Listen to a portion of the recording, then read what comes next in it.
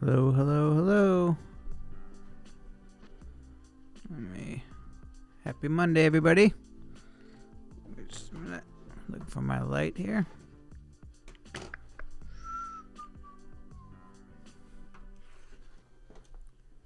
Hold on. How goes everybody? Happy Monday. Let me see if that works a little bit. I'm getting this big flicker here behind me. See if I can fix that a little bit. Happy Monday. Hope everybody's had a great weekend. Have a good start to the week today. And yeah, welcome. Thanks for joining on this Monday night, open mic night, or live stream with me, Mike Murphy.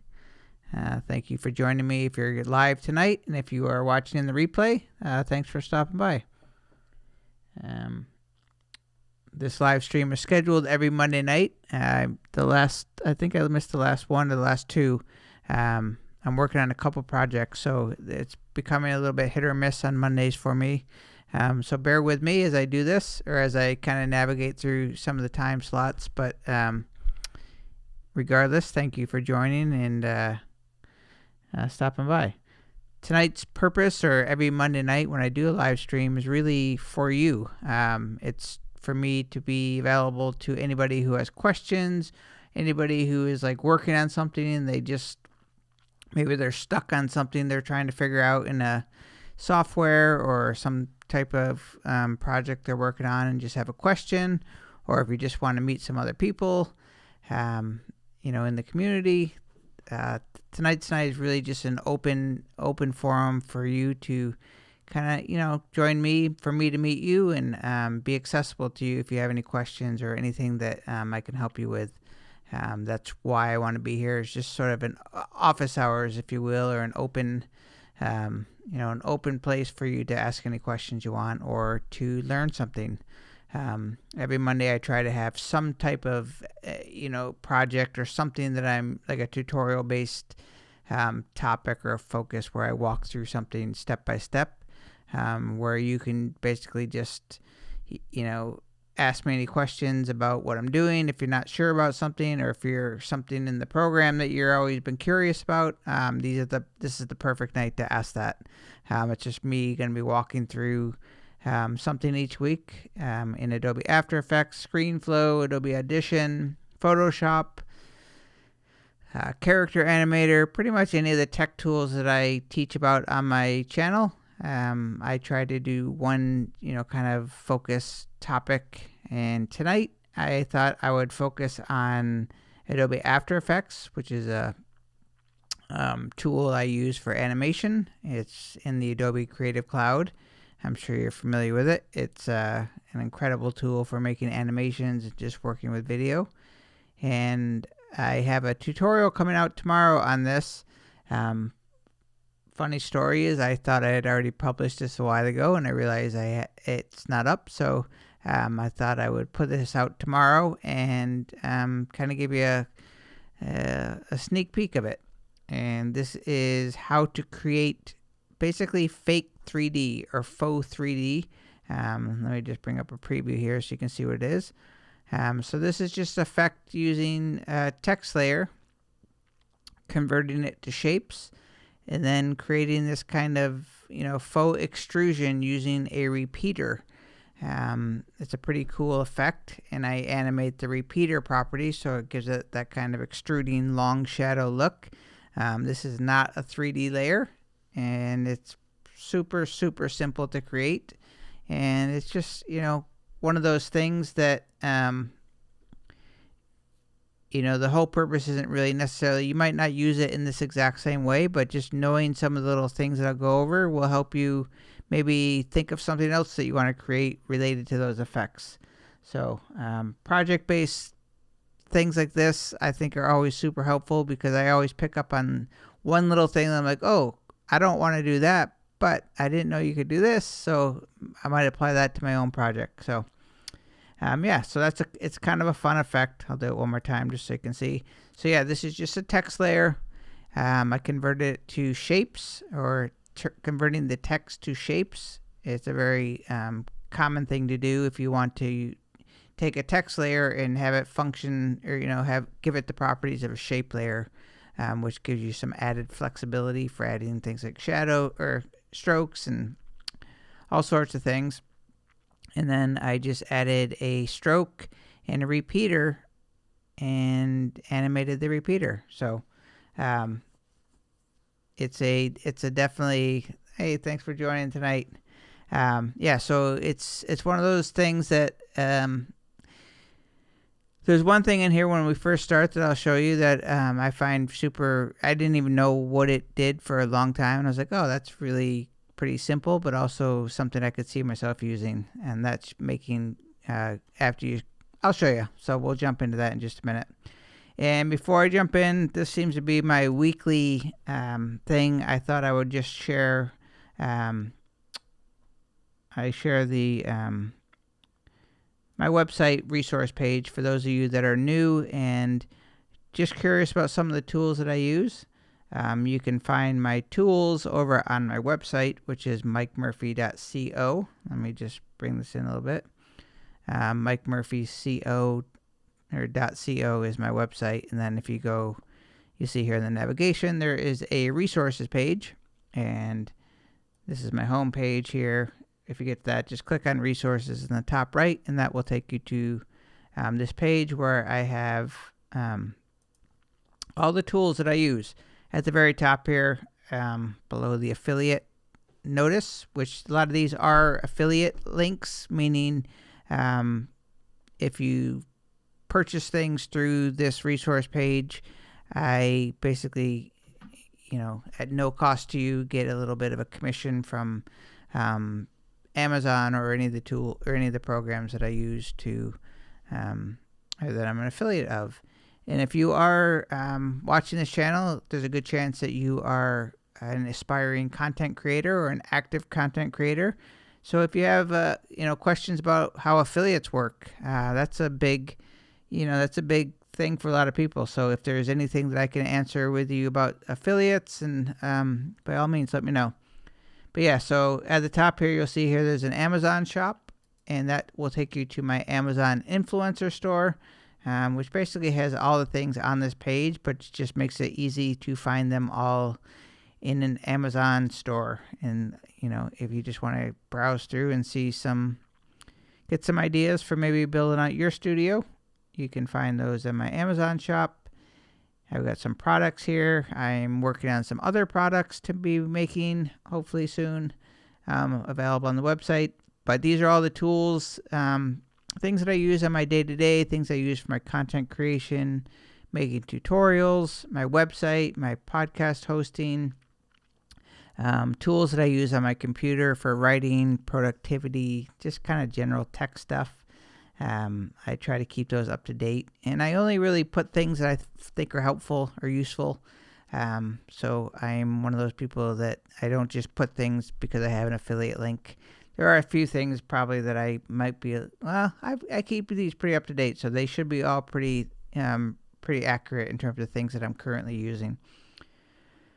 So take a look through some of these to maybe get some ideas or things that might be helpful to you in your business, and or just whatever you got working on. And then at the bottom here, this is all my gear, podcasting audio gear, photo, video, and lighting, stuff on my desk and around my studio, all the cables that I use to connect all the different devices. And let's see what I got here. If you can hear some moving my you can't get a very good look, but all the stuff that connects all of my devices are cables. And then at the bottom are books, and this is a growing list and not a complete list. And hopefully, as I think of things, I'll just add them on. But these are a list of books that have some type of meaning or have influenced me in some way, or I think books that I like. I listened to I stopped reading as much and started listening more in the last year or so as my eyes started playing tricks on me. I went from being nearsighted to now having trouble reading up close. It drives me crazy, so I just end up listening to a lot of books so I can get through them more without, having to work too hard to see books. But yeah, so these are some of my favorite books, or just books that I've read in the last couple of years related to, a lot of them are like self-development, business, wellness, just things that I find are interesting, finance, things that I'm not necessarily good at but want to be better at, and a few fiction-y things. I used to read a lot more fiction than I do now, but yeah. So take a look at that, and hopefully you find something on there that looks good to you. And then at the very bottom, same thing. There's a link to the Amazon shop. And I guess while I'm here, I am high on my to-do list is to start writing more articles, like daily articles, thoughts, things that are on my mind. It just keeps eluding me a little bit, but that would be on the blog, which is pretty much empty for the most part right now. My podcast, I'm again slacking on that to a degree, but not gone, but not forgotten. I have 150, almost 160 episodes up on that, but I will be doing more of the podcast episodes. And then I'm starting this year. I wasn't doing it the first couple of years, kind of on purpose. I'm not sure what my theory was, but I'm now starting to put all my tutorials on my website. So as I'm making them now, I am putting them. So I hope to have all of 2022 on my website. and then moving forward I will have all of them, and if I ever get so inclined I will start backdating them more. But yeah, so I'm just slowly starting to develop my website, which I really should have done from the very beginning. I knew it, and I was making so much content when I first started, I just couldn't keep up. So I try to go easy on myself and give myself a little bit of a break or do what I can. But I really wish I had everything I've ever created on my website as more portfolio. But as they say, better late than never. But yeah, so I'm just starting to put all of my tutorials on my website as I make them. And on the very end here, there is a contact form if you ever want to reach out to me. The only thing you have to do is answer a very hard math question at the end. And otherwise, you will be able to just send me a message. So if there's anything that you want help on, or anything you have questions about, or yeah, anything on your mind, just go to my contact page at the end, and I always respond. I do not always get the messages for some reason through my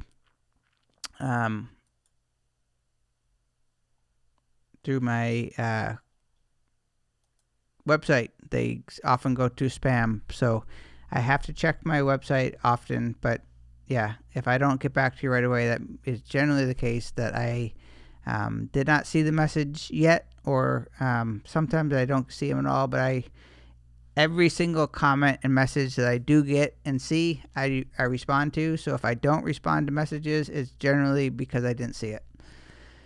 So now that we are kind of through the intro, let's jump into Adobe After Effects. And I feel like After Effects is the kind of the tool that a lot of people, I see a lot more tutorials about it online.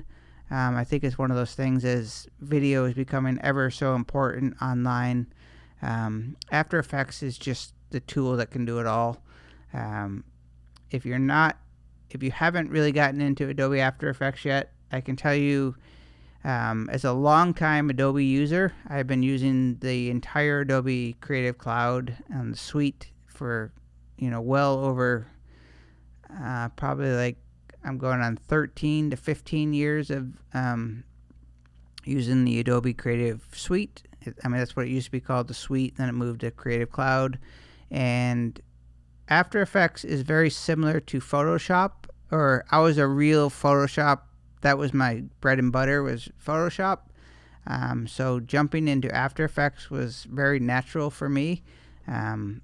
It felt like just like an extension of Photoshop to me, even though they're kind of completely different. It was a natural fit for me.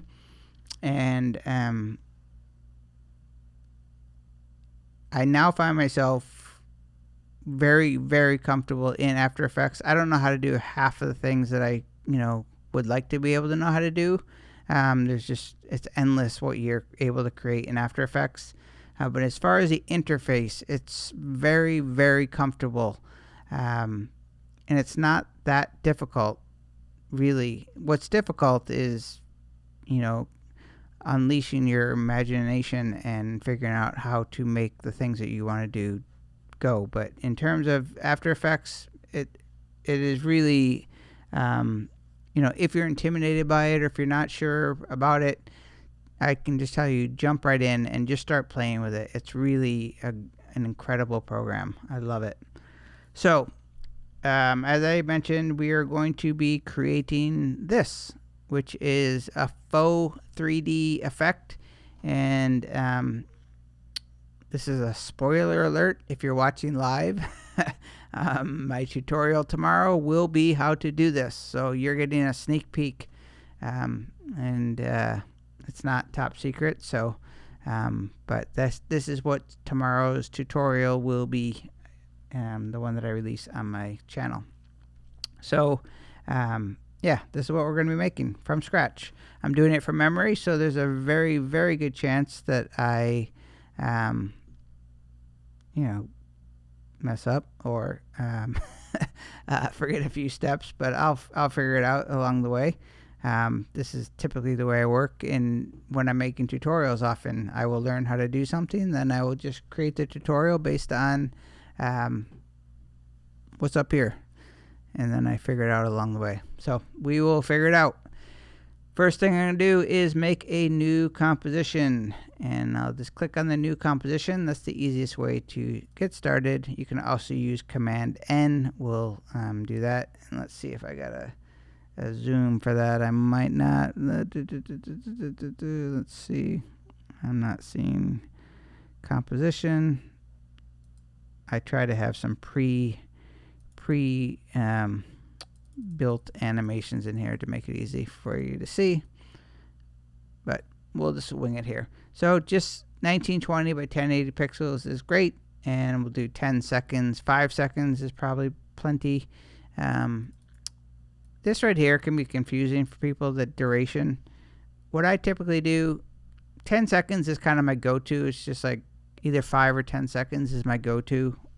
And if you want to do 10 seconds, 10 comma. I don't know where, it doesn't really tell you anywhere that commas, because there's no commas in the duration or in the time code, but that's a common way to do 10 comma will get you 10 seconds. And I believe 10 period will also do the same. 10 period. Yeah, does the same thing. 10 period, 10 comma. That will get you 10 seconds. And 30 frames per second is fine. You could make this 15 if you want to do more of a stop motion-y feel, which I typically do. I often start at 30 or 24. And then the background color, this is really just for your own personal preference. The background color does not show up in the renders. It's really just an imaginary color that just makes it easy for you to see the background. But it is not actually a color that gets rendered out in the video. So I usually keep this navy blue, which is my brand color, and I like it. And this is dark enough, better than a black for me. I mean, black's nice for certain things, but this just allows me to get a nice visual. But if I click on this, there's a little, let me zoom out a little bit so you can see what I'm talking about. Come on. That might be in there. It might be. Let me just zoom out a bit. Sorry about that. So down below the composition window, there is this little transparency button right here. If you were to click on that, if you click this transparency button and you see this grid, that means that you do not have a background layer. So this blue that you're seeing, there's nothing there. And if I was to go to the layers panel, you'll see there is no layers. So this blue that you're seeing is really just the composition background. So there's no, there is no solid color. If you want a solid color, you right click, new, solid.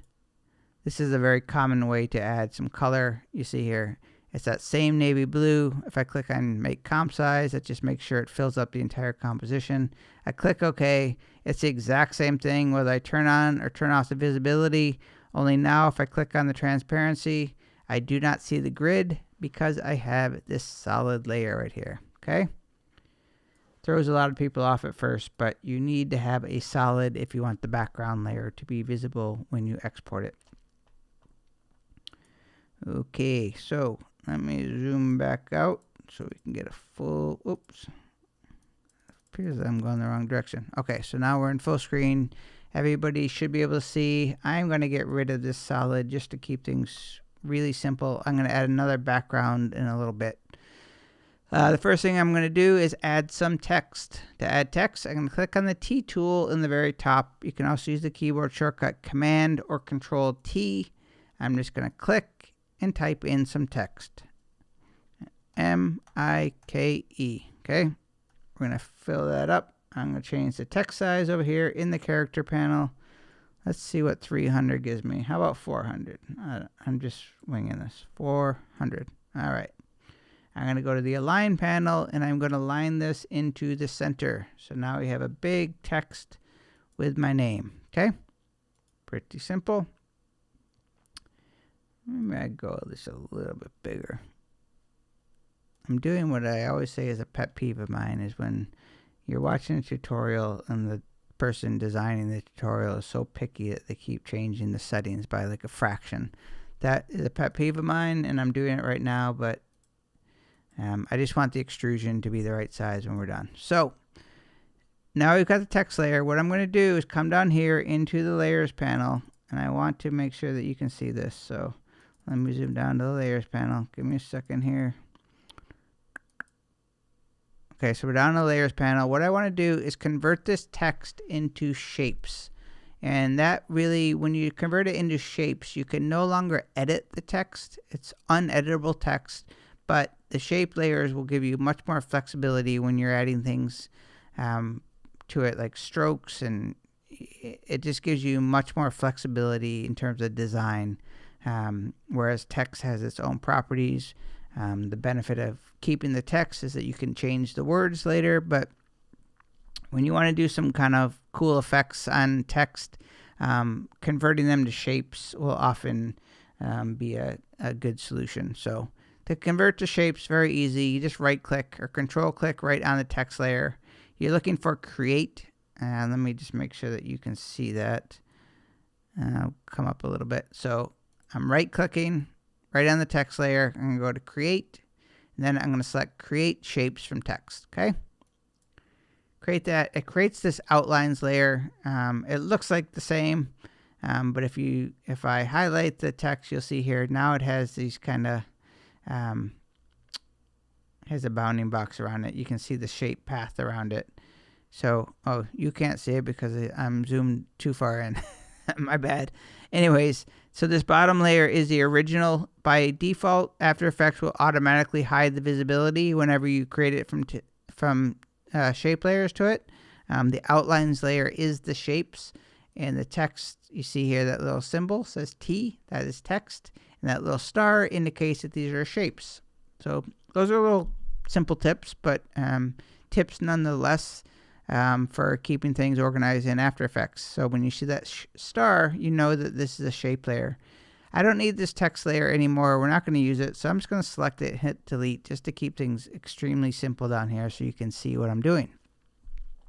So what I want to do is, let me just move down a little bit so maybe you can see some of the text while I'm going to try to move this. And that's working pretty good. Let me try to arrange this to where you can see it. Okay, I think that'll work for us. That's a great angle, actually. So what I'm going to do is, first I'm going to do is twirl open this text layer, or this outlines layer, excuse me. So these are now shapes. I'm going to twirl open contents. When I twirl open contents, you will see that these are all individual letters now. So when I select these, you see here the little bounding box is going around indicating that those are shapes. So, you know, you can manipulate these just like you could any other path. And so now each of these individual layers can be totally modified on their own. So they have their own fill and stroke. If I ever wanted to change, you know, the fill color of one layer, I could easily do that. And then just have full control over each of the individual letters. So this, you know, if you had an editable text layer, you wouldn't be able to have that fine control like you would. So these are all considered just individual shapes once you convert it from text to shapes. And again, the flexibility for design and animation stuff is much greater when you do convert it. But anyways, what we're going to do is I'm going to twirl these closed. So now we have, you can see here, it's M-I-K-E. So all the letters are here. And what I'm going to do is add a group and put all these individual letters in a group. And by doing that, it's basically going to allow me to control, like add the same effect to the entire, or all the letters, versus having to do them, you know, individually by letter. And to add a group, all you have to do is click on this add button to the right. And at the very top here, you'll see group, empty group. Now this alone is a tip in itself. So you may not even know, like when I first looked at this menu, when I was exploring these different text properties. I didn't know what that was. But now I'm starting to learn that that's actually a powerful thing. And you'll see here, what I did was just, I created a group inside of the letter M. I don't want that. I'm going to undo that. And there's another tip in itself. When adding the group, you don't want to have any of these letters selected. So when I first open this letter, or this shape here, control open content, before you add the group, you don't want to select anything down here. You either want to select contents, you either want to select contents or select the very top, the outlines, and then you go back and click on add, and then you click on group, and that's going to create the group below the letters. Okay, so that's very kind of an important little piece to this. If you had any of these selected, it will create the group inside the letters, which might be another little thing to keep in the back of your head. You could actually create groups inside of groups inside of groups and really get some crazy layers of effects. But next, what I'm going to do is select all the individual letters. So M through, the M-I-K-E. I'm going to select them by holding the Shift key so they're all selected. And I'm just going to drag them into the group. So I'm going to click and drag it right into the group. Okay, so now I have a group with the individual shapes inside the group. All right. Now we're going to come back to the add menu and add two properties. I'm going to add a stroke and I'm going to add a repeater. Okay. So first, add stroke. Go back to the add menu, click add, add repeater. Okay. And those are going to go below the group. And as you can see here, I added that repeater and it's repeating the everything inside the group. So whatever I put in that group would have been repeated. Okay. Repeater is pretty cool. The default number of repeats is 3. So that's why you're basically seeing 3 copies of the original group. Okay. Let's start at the stroke. And I'm going to go to, I'm going to click on the stroke color. I'm going to change the stroke color. I'm going to change it to my navy blue. So all I'm doing is just clicking on this eyedropper tool to select a color. I'm coming over here into the properties. You can't see it, but I just basically selected a new color off to the side. Not that important to where I got that color, but I use the eyedropper tool to do that. And then I'm going to change the line cap. I like changing it to round. I just like round strokes. And then line join, I'm going to change it from miter to round join. Okay. So you can't really see here. It's got this blue stroke on it. Oh, I'm going to change here the stroke width. I'll change that from 2. The default, we'll change that to 10. And you should be able to see the stroke now. It's kind of difficult on this, it's on the same color blue background. Maybe I'll add a new, let me do this. I'm going to add I just want to make sure you can see it. I am adding stuff from the, up in the properties panel. If you don't use the Creative Cloud libraries, I highly recommend it. I am going to drag this blue this green animation black background on it. And I'm just going to drag it down to the bottom. So now you can see, we'll go back to that layers. It'll just make it easier for you to see what's going on. Okay. So now we have a background layer. We have the shape layers with the 10 point stroke. And then we have this repeater with the default copy of 3. Okay. I'm going to come down here. Let's work on the repeater now. I'll close or contract the stroke and I'll open up the repeater. And for the copies, the default is 10 or 3, and I'm going to change it from 3 to 40. Crazy. So now we've got 40 things going across here. Don't worry though.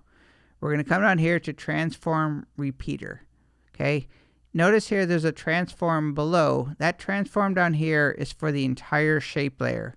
So you want to make sure that you're using the transform for the repeater. And if all of these little things here, like by clicking the add menu, if this is all new to you, it's not usually something that you do right in the first, right in the beginning. But if this is something that you do right away, then, or if you're not familiar with it, this will take you a little while to get used to it, but everything you add kind of has its own layers of properties. And so it's important that you're working on the right one. It's very, very easy to think you're on the, doing it, but you're actually on like the group or another layer. So it can be a little confusing to get used to if you first get used to it. And I mess up with it all the time, so it's very common. But in this case, just let's make sure you're on the repeater transform and not on the group or the main shapes transform. We're going to come down here to where it says position. It's currently at 100. You see the position is currently at 100 and 0. What we're going to do is change these both to 1. So I'm going to change this to 1. Hit tab. Look what just happened. I'm going to come over to the Y property, change that to 1. And just like that, I mean, this is pretty much, we're done for the most part.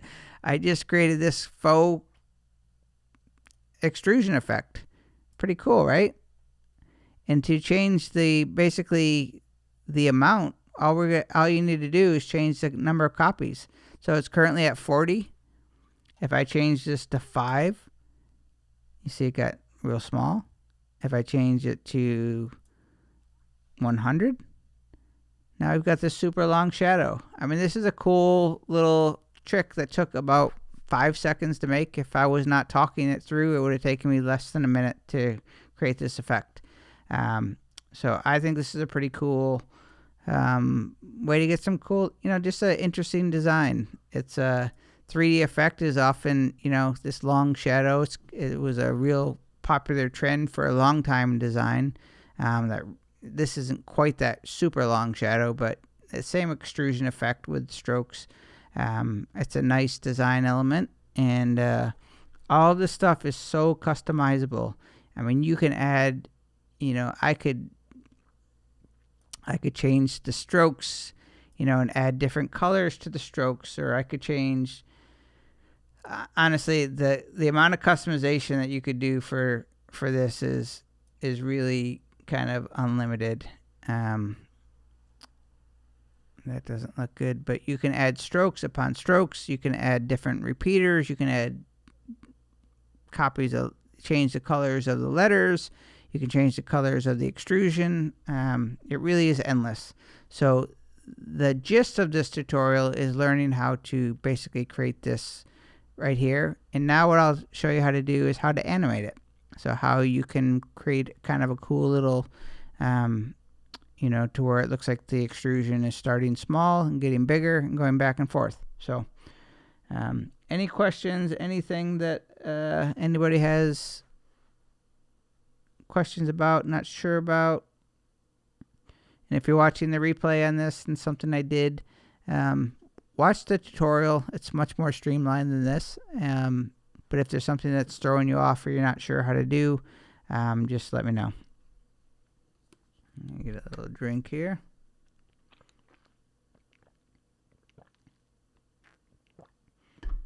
And I have a replay, or I have a, just making sure that I'm live, and I'm super delayed, so hopefully you're getting all this and it's making sense. Okay, so let's animate this little thing here. I'm going to stay down here, so I think this is a great angle for you to see everything. I'll try to not get in the way here. So to animate this, we're going to animate, let's see, let me twirl this open. We're going to animate the number of copies. So the reason being, and this is a good way to think things through if you're, kind of new to After Effects or want to figure out how to do, why you would do what. So I told you before, we did the number of copies, right? It's currently at 40, and you can see this is controlling the extrusion. So if I change it to 10, you see here, I want to change it from 10 to a larger number, to 40. Totally arbitrary numbers. It can be anything you want. So we're going to, with After Effects, whenever you see a stopwatch next to a property, which is pretty much nearly every property, that means that you can animate that property. So whatever that property does, or whatever it's controlling, you can control that part through keyframes. And to do so, you just drag your playhead, or the current time indicator, to the beginning. We're going to click on the stopwatch for copies. I'm going to first change it to 10. I want to start at a smaller number, change it to 10. I'm going to click on copies. This is a new feature of Adobe After Effects. I'm not going to go into that because I have a tutorial about that coming up. And then, so I just moved the playhead to the 1 second mark. Okay. So at 1 second, and then I'm just going to click in copies and change it from 10 to 40. If I go back to the beginning and press the space bar, we now have a faux 3D extrusion animation. I mean, hope you realize how easy this is. This could not be simpler, but it's a cool effect, I think. And so what I'll do is I'll come down the timeline a little bit. So let me zoom out a little bit. And I would typically add hold keyframes. I want to hold it for a little bit, but I'm going to be a little bit sloppy on this. Hit Command C on the second keyframe. I'm going to paste in that keyframe 2 times. Again, this is a little bit sloppy animation. You would typically use a hold keyframe if you want the animation to hold. But basically what I'm doing is coming out, holding, and then I want it to go back down. So I'm going to go to the 4 second mark. I'm going to change the copies from 40 back down to 10. And if I go back to the beginning, 10 to 40, hold, back down to 10. And I could just hit, so the playhead's right here, right? If I tap on N, so that's the letter N, as in Neptune, that puts the end, the workspace end right there. Okay, so what that is helpful for is if you want to now loop this animation. So I've got it's going to loop to where the end of the work area is. Okay, so if I hit the space bar, oops, of course it just lied to me. It's going to play.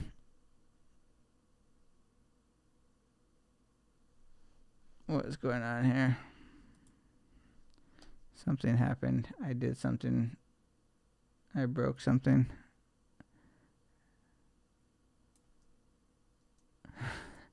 Oh, I know what I did.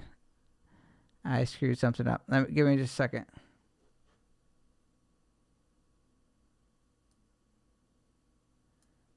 I reset my I reset the prefixes or preferences for a tutorial, and I realized what it just changed. So that's my bad. Everything's fixable. So I have the work area. I have the work area. I'm going to do the work area to this 5 second mark. Hit the N key to set the work area. And now when you hit the space bar, it's basically going to just preview the work area. So let me zoom out a little bit so you can see a little bit better. Yeah, if you reset your After Effects preferences, you won't know what everything that gets changed until it changes and something's not working the way that you want it to. Just remember, you changed the preferences. It was your fault. And yeah, it's a good way to learn of what the preferences actually do. So you see here, I've got this keyframe at the beginning. It's holding, and then it goes back. So spacebar to preview. Pretty simple. And then when it gets to the end of the work area, it's just going to loop over and over again. And a good little finishing touch. I feel like it's kind of mandatory on all animations, but that's adding easy ease to smooth out the animation.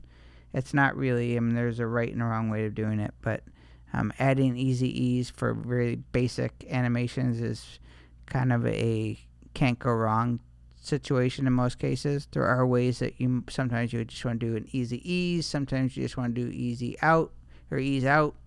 but we're just going to do select the copies. I'm just going to click on it, and by doing that, it selects all of the keyframes. Very handy.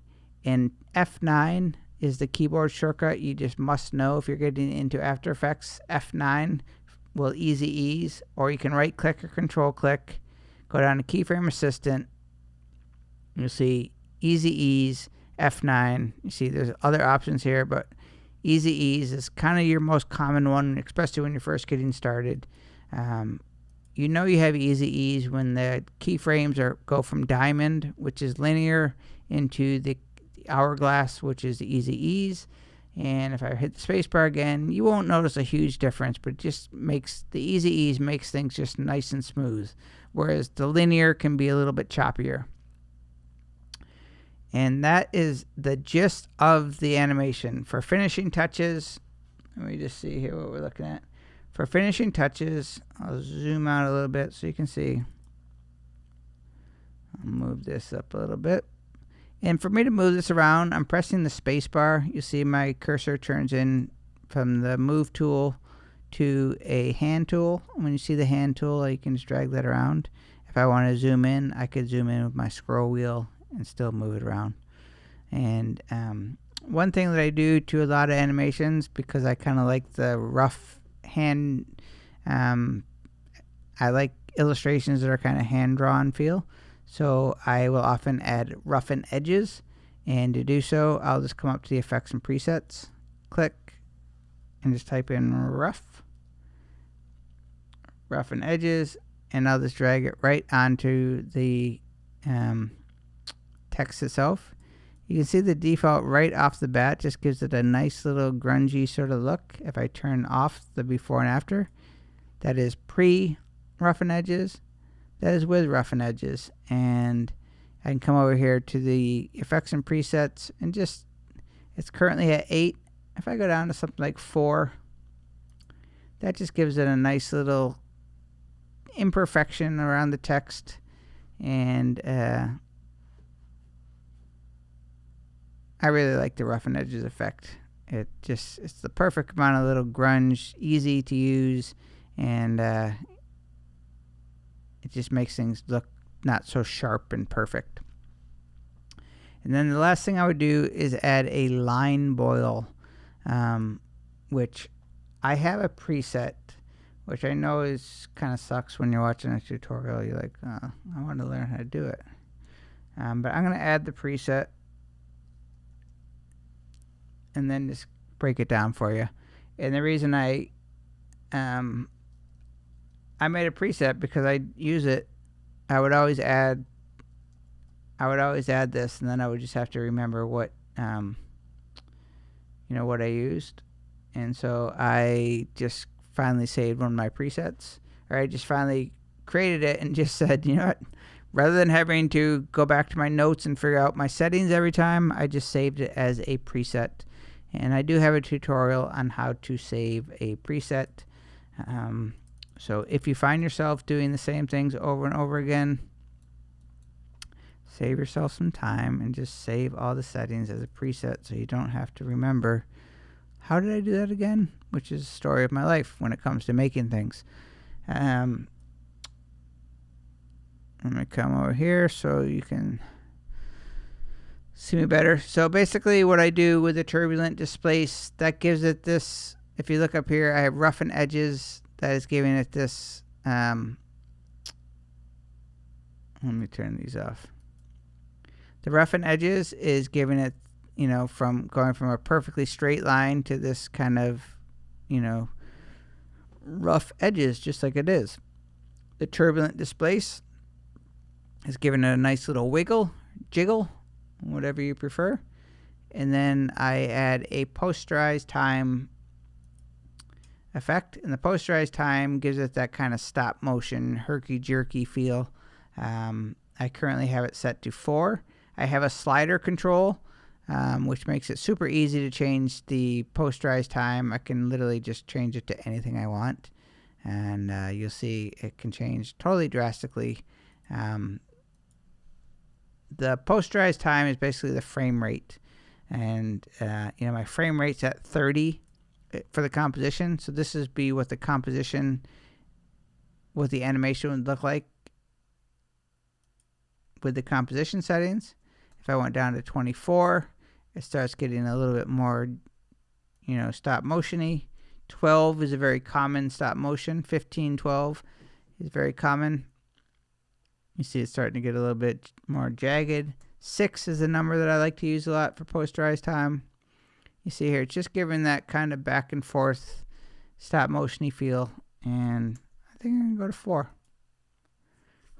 Just to give it a very uneven vibe. I like it. And Turbulent Displace, again, I've got a tutorial on all of this somewhere. So these aren't things that I haven't talked about before. But the Turbulent Displace is really just, it gives it a, you know, when you first put it on, it gives you this kind of distorted, crazy look. And then you just dial in the settings to, you know, get the kind of distortion the way you want it. And then I just animate the evolution options. So there's this random seed, and the random seed, let's just come down here. Yeah, so the random seed is what you will end up animating. It's a little confusing right now because I've created this sort of customized slider here, so I can't really walk you through the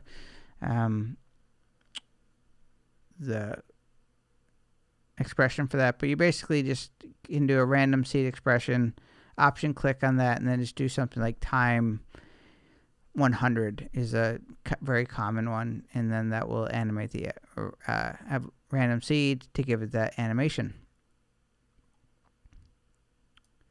And now, in a matter of, I mean, I don't know, I wasn't timing. Let me zoom out of here.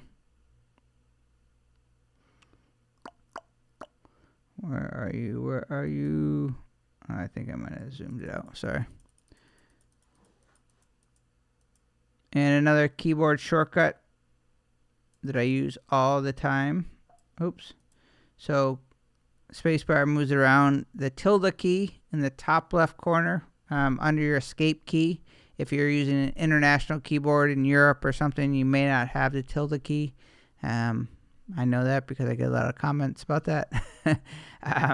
But the tilde key is what you do is you select. You don't even have to really select or click on it. All you have to do is hover your cursor over any panel.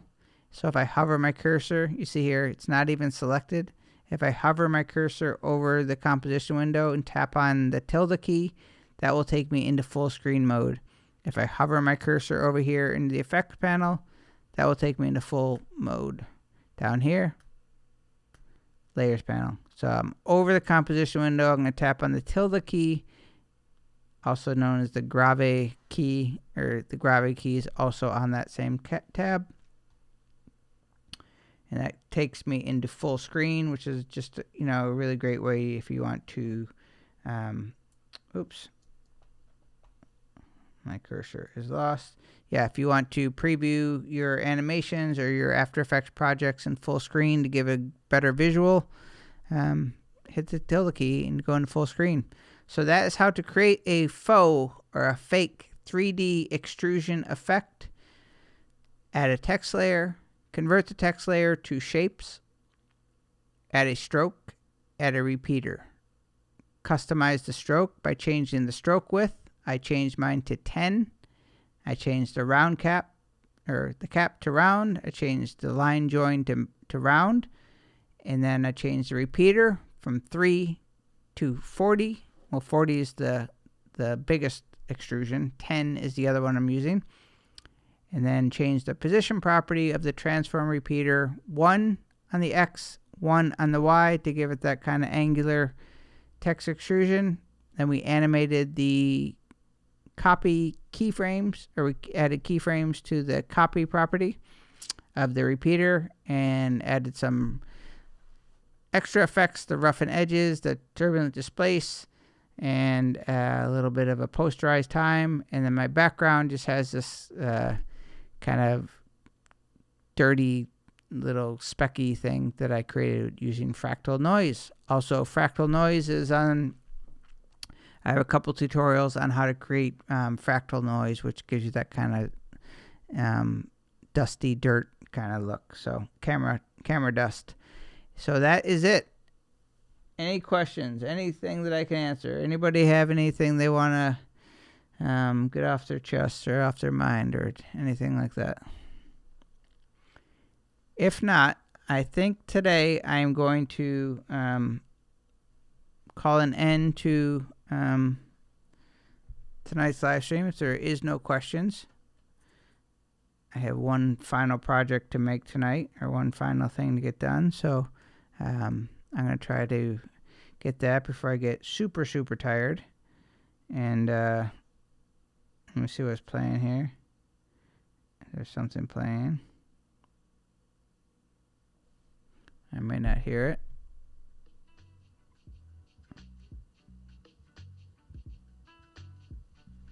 It's hard to tell how loud that gets, but yeah, so I thank everybody for joining me live.